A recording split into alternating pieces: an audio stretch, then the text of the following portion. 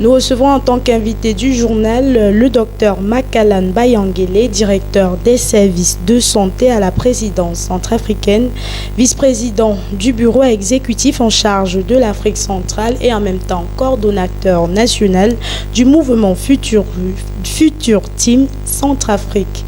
Alors d'entrée de jeu, première question, quel est l'objet de votre présence au Cameroun, docteur? Bonjour Madame la journaliste, je vous remercie de l'occasion que votre canal prête afin d'échanger un peu avec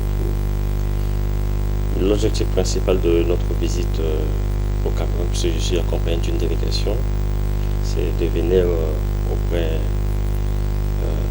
du voisin camerounais, s'acquérir de quelques expériences, stratégies, méthodes, comment la jeunesse camerounaise s'était mis la main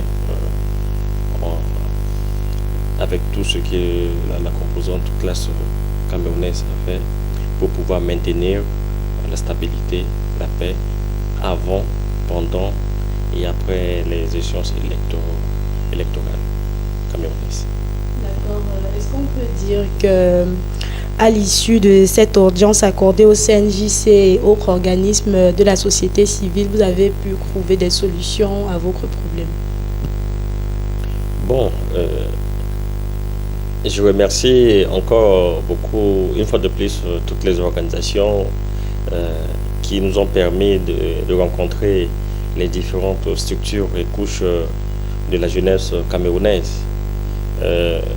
parrainées bien sûr par la coordination nationale de Futur Team camerounaise. Nous avons pu rencontrer des structures, des mouvances œuvrant dans le secteur, le domaine précis de la jeunesse, qui nous ont été vraiment d'une grande utilité et de contribution. Le CNJ, l'APTAC, le DOMCETA, tout ça parrainé par le MINJEC. Donc on a eu vraiment, et beaucoup plus même de ce qu'on attendait. On a eu beaucoup plus de ce qu'on attendait et qui bientôt seront vraiment matérialisés du fond et de forme sur le territoire centrafricain avec la jeunesse centrafricaine. Et puis, le professeur Akange Touadéra a été réélu avec un dispositif sécuritaire différent de 2015. Est-ce que cette réélection est salutaire pour le pays? Votre question maintenant me détourne d'une autre piste, puisque c'est la question même d'actualité autant pour moi. Et c'est la raison pour laquelle nous nous trouvons au Cameroun. La réélection du président Touadéra n'est pas seulement que salutaire, mais est historique. Et je pense que le peuple centrafricain, disons, la jeunesse, beaucoup plus, et tous ceux qui ont voté pour sa réélection, voulaient déjà envoyer un message fort à quiconque veut l'écouter, que la République centrafricaine n'est pas au même stade. La République centrafricaine avance. Là, nous voyons déjà la conscience, nous voyons déjà une forte mobilisation de la population centrafricaine. Si vous constatez, si vous avez vu les images, et si vous avez vu ce qui s'était passé le 27 décembre dernier, les gens sont sortis massivement pour aller voter. Même dans les villes où il y avait de mouvements, il y avait l'empêchement, les gens étaient sortis pour aller même, on dépassait même des bureaux de vote, là où il y a les zones de conflit, ils le mettaient quelque part parce que les gens avaient vraiment cette envie, l'enthousiasme d'aller voter. Et les Centrafricains ont voté massivement pour la réélection du président Touadéra. Ce qui veut dire que sa réélection est vraiment à un niveau dont aujourd'hui on ne peut pas parler que si ou non. C'est vraiment salutaire pour le peuple centrafricain. Et je pense que c'est salutaire aussi au niveau de nos partenaires, parce qu'il y a des pays, des pays amis, les partenaires, même l'ONU, les États-Unis, même la France, beaucoup de pays ont appelé au respect démocratique circuler la vertu des yeux. Alors, en tant que jeune leader, que pensez-vous de cette réélection du professeur Archange Touadéra et quel sera le rôle de la jeunesse centrafricaine dans l'apaisement de ce conflit post-électoral? Oui, il parlait des conflits post-électoraux et les défis qui nous attendent. La jeunesse occupe une place très très très importante. Aujourd'hui, si vous avez constaté, depuis son premier quinquennat, le président Touadéra a mis beaucoup d'accent sur la participation de la jeunesse dans la prise de décision. Il a beaucoup mis l'accent sur l'intégration de la jeunesse dans la fonction publique, la responsabilisation de la jeunesse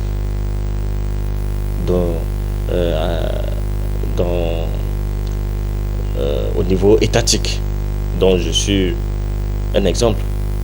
C'était difficile à d'autres époques, sous d'autres régimes, de voir un jeune cadre, de voir l'intégration de masse chaque année. Chaque année, on intègre plus de 1500 voire 2000 jeunes dans la fonction publique. Ça, c'est des choses déjà à saluer, puisque le principe de continuité existe dans l'administration. Je pense que le président Touadéra continuera son cheval de bataille, la suite de sa politique qu'il a depuis amorcée, depuis son accession 30 mars 2016. Maintenant, parler de la jeunesse centrafricaine. Quelle place occupe cette jeunesse? Que va se passer pour cette jeunesse? Vous avez aujourd'hui le mouvement Future Team, dont je suis le coordonnateur national et le vice-président en charge de l'Afrique centrale du bureau exécutif d'Afrique, est devenu un modèle par excellence pour amener cette jeunesse centrafricaine à la conscientisation. Comment nous entendons conscientiser et amener la jeunesse centrafricaine vraiment à prendre part au développement du pays? Nous avons un comité mis en place, le comité vérité, justice, paix et réconciliation. Et réparation aussi à la fin, je dirais. Ce comité, je pense que nous avons des suggestions à faire à ce comité. Parce que la justice est maître mot. Nul n'est au-dessus de la loi. Il y a eu des choses dans le pays. Il y a eu vraiment tout ce que vous avez en tant que journaliste, en tant que personne de médias. Vous savez beaucoup plus ce qui s'est passé en terre centrafricaine. Donc je ne voulais pas revenir dessus. Parce que vraiment ça fait mal. C'est malheureux. Nous entendons mener la jeunesse dans une voie réelle, dans une voie qui est à la recherche de la paix. Sous-entend la cohésion sociale qui doit être de côté. Maintenant, notre travail va se faire par la sensibilisation, dont j'ai dit que ces jeunesses, pas un lavage de cerveau, comme le mot appelé. Nous avons beaucoup de stratégies. Nous voulons mettre en place des caravanes de la paix. Nous voulons mettre en place un plan d'éducation, c'est-à-dire déjà prendre le devant de chaque mouvement, de chaque actualité, de chaque action grandiose qui régit vraiment l'intérêt national centrafricain. C'est-à-dire avant, on va se mettre déjà à sensibiliser la jeunesse. Pendant même l'événement et après l'événement, nous continuons. C'est sur un système, je dirais, de synchronisation que nous entendons mettre en place, d'obédience diverses ces jeunes qui vont participer. Parce que ce qui cause le problème, c'est qu'il y a un problème d'équilibre. C'est ça la source de la crise centrafricaine. Aujourd'hui, on voit ces jeunes qui s'alignent, d'autres qui sont là-bas. Non. Nous, en Future Team, ce que nous allons faire, ce que nous entendons faire, c'est de ramasser tous ces jeunes, de les coopter, de les racheter d'obédiences diverses, de confessions confondues, parce que nous sommes un pays laïque. Et nous avons été toujours sur ces bases, dont nous entendons continuer de se faire. Et aussi, les expériences, on ne manque pas. Si je vous parlais de pourquoi nous sommes au Cameroun, c'est aussi venir acquérir ces expériences avec comment ils ont fait au Rwanda, comment a été en Côte d'Ivoire, au Burkina, ainsi de suite. Donc, nous entendons aussi coopter, acquérir les expériences d'autres pays, mais d'adapter au contexte centrafricain. Parce que ce n'est pas parce que le Mali ou le Rwanda, le Cameroun a fait ceci, bon, on va le faire. Non, on va l'adapter au contexte centrafricain, sous l'égide du président Touadéra, bien sûr. Parce que tout ce que nous sommes en train de faire, c'est soutenir ces bonnes actions politiques. Parce que quand vous soutenez quelque chose, ne soutenez pas quelque chose parce qu'il faut le soutenir. Et cette jeunesse que nous entendons mener, c'est la même qui prendra le relève. Demain, ce seront les futurs cadres. Déjà, s'il y a des cadres qui pensent à ce niveau, ils seront là. Et au moment où quand le régime veut aller de côté, on dit attention à la jeunesse. Parce que la jeunesse, c'est le fer de lance d'une nation. Beaucoup ne l'entendent pas de cette voix. Maintenant, il y a quelque chose qui est là et qui domine, qui gouverne même le monde. Ce sont les médias. Vous êtes personne de médias. Quand on parle de la jeunesse aujourd'hui, il ne faut pas oublier les médias. Logiquement, un personnel de médias, je dirais un journaliste, son objectif principal, c'est de relater les faits réels de quelque chose. Par exemple, là, dans votre introduction, par exemple, vous avez dit, bon, voilà, vous avez rencontré. Et vous vous arrêtez là.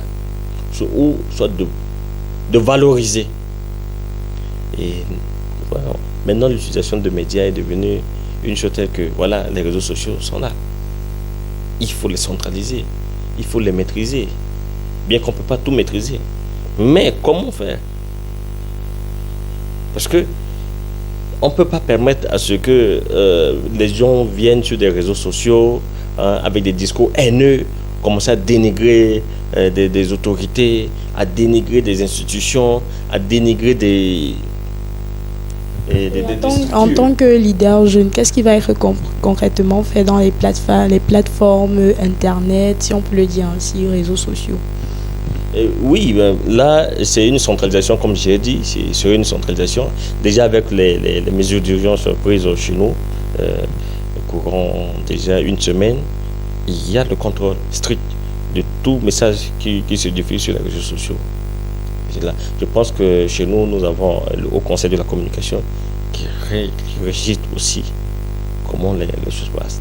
Je reviens un peu là où j'étais. Veuillez m'excuser.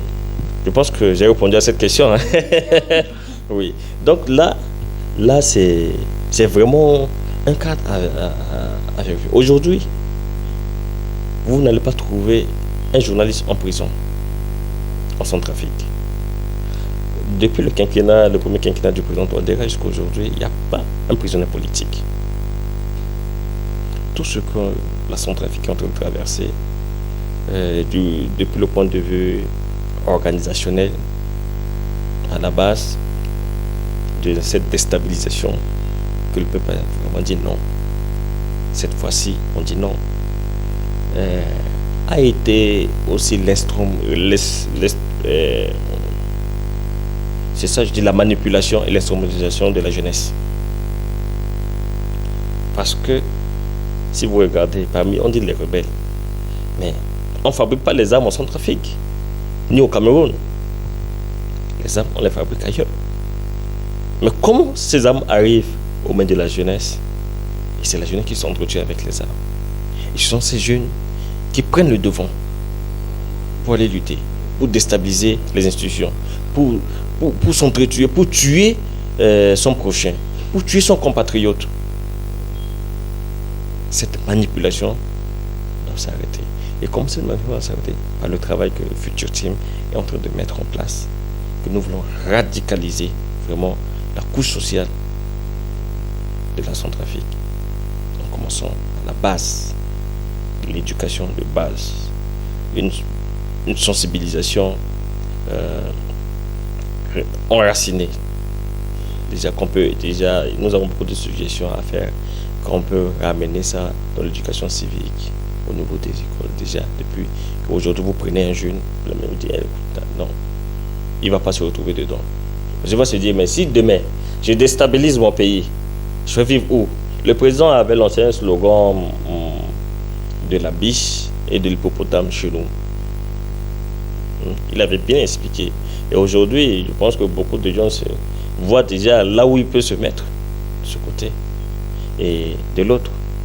Mais ça nous permet d'avoir de voies, d'ouvrir aussi d'autres centres d'action pour amener la jeunesse centrafricaine à contribuer réellement au développement du pays en se conscientisant. Parce que la base, c'est la conscience. Une science sans conscience n'est que ruine de l'âme, je disais l'autre.